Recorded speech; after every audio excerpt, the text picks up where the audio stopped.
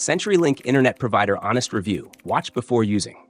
If you're considering CenturyLink as your internet provider, watch this review before making any decisions.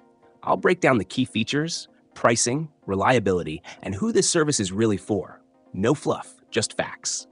CenturyLink offers two primary internet options, DSL and fiber. The DSL option is available in more rural and suburban areas. But let's be honest, DSL speeds can be inconsistent, with download speeds ranging from SOS.tot 15 to 100 Mbps, depending on your location.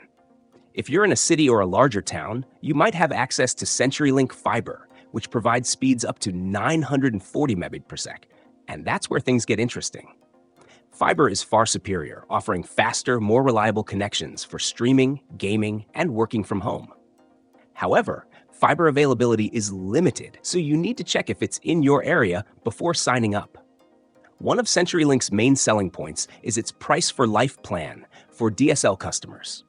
This means your monthly rate won't increase for as long as you keep the service. However, keep in mind that this applies to DSL plans only, not fiber. If you want fiber, you're looking at a month-to-month contract with no long-term price lock. That flexibility is great if you hate contracts, but it also means you might see price increases down the line. Let's talk pricing. CenturyLink's DSL plans start around $50 per month, and fiber plans range from $65 to $85 per month.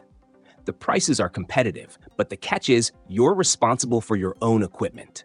You can either rent their modem for $15 per month or buy your own.